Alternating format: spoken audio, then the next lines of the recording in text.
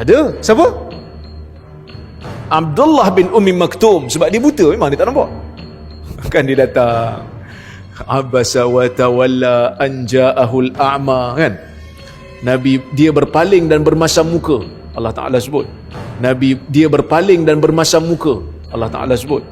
An ja'ahul a'ma, datang kepada dia seorang yang buta. Dia tak nampak Nabi, tapi dia sahabat tak? Muttafaq ala annahu minas sahabah. Bismillahirrahmanirrahim. Dalam klip ini, Dr. Rozaimi menuduh kononnya Nabi Muhammad yang kita kenal berakhlak mulia berpaling wajahnya tatkala Abdullah Ummi Maktum datang kepada baginda. Ayat yang dibacanya ialah Abasa wa tawalla an ja'ahul a'ma, kan? Abasa wa tawalla an ja'ahul a'ma wa ma yudrika la'allahu yazzakka. Ia memasamkan muka dan berpaling kerana didatangi oleh orang buta, dan siapa memberitahu akan dikau, mudah-mudahan ia mencucikan dirinya. Dalam tata bahasa Arab, dhamir kata kerja bagi abasa dan tawalla ialah sighah ghaib, iaitu huwa, yang bermaksud dia. Dalam ayat kedua, orang buta yang datang kepada Nabi ialah Abdullah bin Ummi Maktum. Manakala dhamir dalam ayat ketiga ialah sighah mukhatab, iaitu anta, yang bermaksud engkau. Justru itu, terdapat 3 orang yang hadir dalam ayat ini. Yang pertama ialah dhamir huwa, iaitu orang yang bermasam muka. Kedua, Abdullah Ummi Maktum. Dan yang ketiga, anta atau engkau, iaitu Nabi Muhammad. Ulama berselisih pendapat tentang siapakah gerangan yang bermasam muka. Sebahagiannya menolak perbuatan itu dinisbahkan kepada Nabi Muhammad. Dalam kitab Asmatul Anbiya, karangan Imam Fakhruddin Ar-Razi, penerbit Maktabah Al-Thaqafah Ad-Diniyah, Qahirah, cetakan pertama tahun 1986, muka surat 152, pengarang menulis, Asyubhatus Saminatu tumsiku biqaulihi ta'ala abasa wa tawalla an ja'ahul a'ma fa'atabahu ala i'radihi an ibni ummi maktum. Syubhah ke-8 berpegang pada firman Allah, dia bermasam muka dan berpaling wajah tatkala datang orang buta kepadanya. Maka Allah menegurnya kerana berpaling dari ibnu ummi maktum. Dalam muka surat 153, pengarang menulis, jawabuhu la nusallimu anna hazal khitab mutawajjahu ila nabi alaihi salatu wassalam. La yuqal anna ahla tafsir qalu al-khitab ma'ar rasul lianna naqulu hadhihi riwayatul ahad fala tuqbal fi hadhihi al-mas'alah summa innaha mu'aridah bi umur.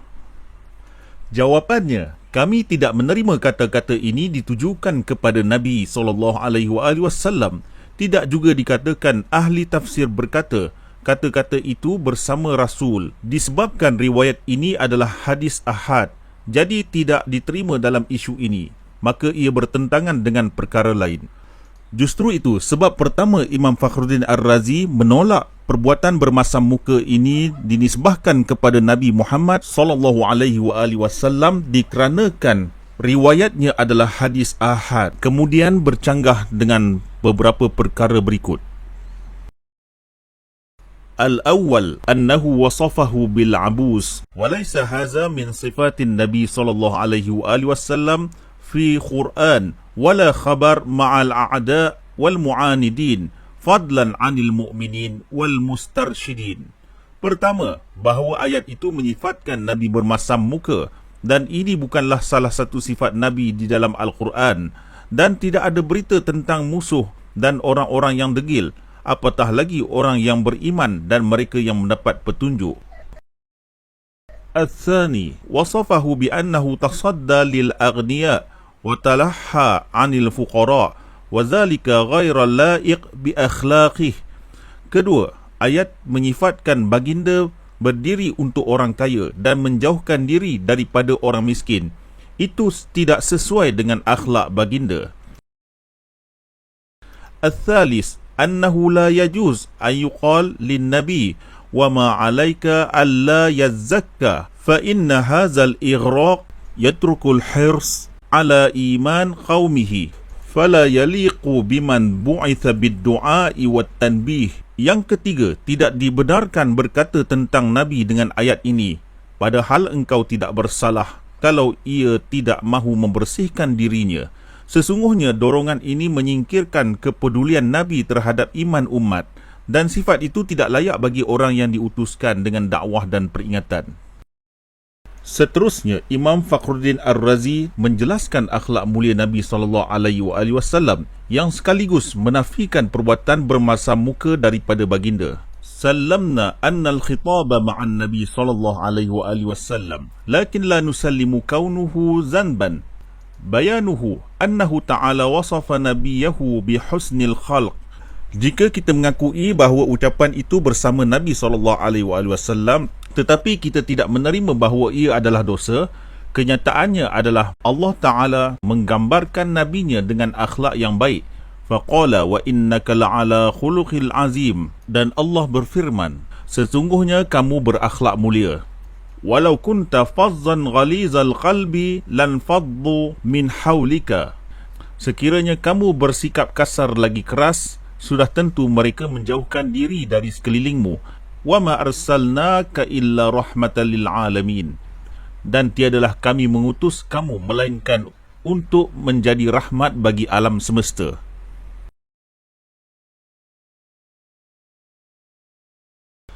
Umayyah bin Khalaf ialah tuan kepada hamba sahaya bernama Bilal bin Rabah. Oleh kerana Bilal bin Rabah telah masuk Islam, Umayyah bin Khalaf telah menyeksanya. Dalam kitab Al-Burhan fi Ulumil Quran, karya Imam Badruddin Muhammad bin Abdullah Al-Zarkashi, penerbit Maktabah Darut Turath Qahirah, cetakan ketiga tahun 1984, muka surat 243. Pengarang menulis, wa qawluhu abasa wa tawalla qila innahu umayyatu wa huwa allazi tawalla dunan nabi sallallahu alaihi wa alihi wasallam ala tara annahu lam yaqul abasta. Dikatakan dia adalah Umayyah bin Khalaf, bukannya Nabi sallallahu alaihi wa alihi wasallam. Tidakkah kamu melihat bahawa Allah tidak berfirman engkau telah bermasam muka? Terdapat juga pendapat bahawa yang bermasam muka itu ialah orang kafir, dan pendapat ini lebih baik daripada menuduh Nabi Muhammad bermasam muka. Dalam kitab Asy-Syifa bi Ta'rifi Huquqil Mustafa, karya Allamah Qadhi Iyad, cetakan pertama Jaizah Dubai Ad-Dawliyah lil Quranil Karim tahun 2013, muka surat 691. Pengarang menulis, فَلَيْسَ فِيهِ إِثْبَاتُ ذَنْبٍ لَهُ عَلَيْهِ السَّلَامِ بَلْ إِعْلَامُ اللَّهِ عَزَّ وَجَلَّ أَنَّ ذَلِكَ الْمُتَصَدَّى لَهُ مِمَّنْ لَا يَتَزَكَّى وَأَنَّ الصَّوَابَ وَالْأَوْلَى كَانَ لَوْ كُشِفَ لَكَ الْحَالُ الرَّجُلَيْنِ الْإِقْبَالُ عَلَى الْأَعْمَى. Ia tidak mengandungi bukti dosa bagi Nabi, tetapi Allah memaklumkan bahawa ada orang yang sedang berhadapan dengan salah seorang daripada mereka yang tidak mendapat penyucian. Sedangkan perkara yang betul dan terbaik jika perihal kedua orang itu tersingkap bagimu tentang penerimaan orang yang buta. Wa fi'lun Nabi sallallahu alaihi wasallam lima fa'ala wa tasaddihi lidzalikal kafir kana ta'atan lillahi wa tablighan anhu wa istilafan lahu kama syara'ahu Allahu lahu la ma'siyah wa la mukhalafah lahu. Dan Nabi SAW terus melakukan apa yang ingin baginda lakukan. Menghadapi orang kafir itu adalah ketaatan kepada Allah dan penyampaian dakwah tentangnya, serta menyetujuinya sebagaimana yang telah ditetapkan oleh Allah kepadanya, bukan kemaksiatan maupun penentangan terhadapnya. وَمَا خَصَّهُ اللَّهُ لَهُ عَلَيْهِ السَّلَامِ مِنْ ذَلِكَ إِعْلَامٌ بِحَالِ الرَّجُلَيْنِ وَتَوْحِينِ أَمْرِ الْكَافِرِ عِنْدَهُ وَالْإِشَارَةِ إِلَى الْإِعْرَاضِ عَنْهُ بِقَوْلِهِ وَمَا عَلَيْكَ أَلَّا يَزَّكَّى. Dan apa yang difirmankan Allah kepadanya tentang hal itu ialah memberitahu baginda tentang keadaan dua orang itu yang melemahkan hubungan antara orang kafir dengannya dan menunjukkan berpaling daripadanya dengan berkata, padahal engkau tidak bersalah kalau ia tidak mahu membersihkan dirinya. Waqila arada bi abasa wa tawalla al-kafirul ladzi kana ma'an nabi sallallahu alaihi wa alihi wasallam. Qalahu Abu Tummam. Dikatakan maksud dia bermasam muka dan dia berpaling ialah orang kafir yang bersama dengan Nabi sallallahu alaihi wasallam. Yang berkata demikian ialah Abu Tummam.